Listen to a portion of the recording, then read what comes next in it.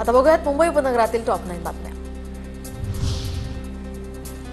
13 जूनपासून पुन्हा मान्सून सक्रिय होऊन मध्यम पावसाची शक्यता। 26 मे रोजी मुंबईमध्ये आणि विदर्भात दाखल झाल्यानंतर मान्सूनने मोठा ब्रेक घेतला होता। शेतकरी मोसमी पावसाच्या प्रतीक्षेत। पश्चिम रेल्वेची पावसाळापूर्व पुश ट्रॉलीची तपासणी पूर्ण। तर आता पावसाळ्यामध्ये मुंबईकरांचा प्रवास विना अडथळा व्हावा यासाठी पश्चिम रेल्वे प्रयत्नशील। मुंबई पुणे प्रगती एक्सप्रेसवर अतिजलद अतिभार। तर प्रगती एक्सप्रेसचं वर्गीकरण सामान्य एक्सप्रेस प्रकारामध्ये करून लूट थांबवण्याची प्रवाशांची मागणी। प्रगती एक्सप्रेसचा वेग निर्धारित 55 किलोमीटरच्या निकषापेक्षा कमी। मुंबईमध्ये सर्व रेल्वे स्थानकांबाहेर ईव्ही बॅटरी स्वॅपिंग स्टेशन्स उभारण्याची योजना। आवश्यक परवानग्या प्राप्त झाल्यावर सुविधा उभारण्यात येणार असल्याची अधिकाऱ्यांची माहिती।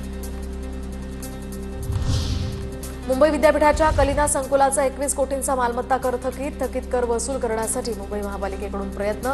कर वसुलीसाठी मुंबई विद्यापीठाला यापूर्वीच नोटीस।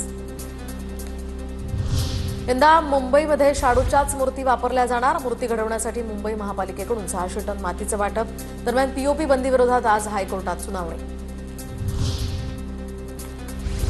एसटी महामंडळाच्या ताफ्यात स्वमालकीच्या 1569 बसेस दाखल। उर्वरित बस सप्टेंबरपर्यंत ताफ्यात दाखल होण्याची शक्यता।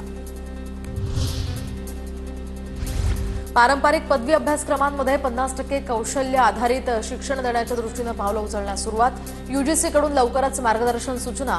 दरम्यान विद्यार्थ्यांच्या रोजगार क्षमतेमध्ये यामुळे वाढ होणार।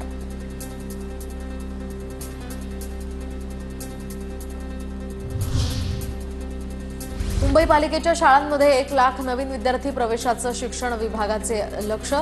तर शिक्षण विभागाची मिशन ॲडमिशन ही मोहीम विद्यार्थ्यांची गळती रोखण्यावर विशेष भर।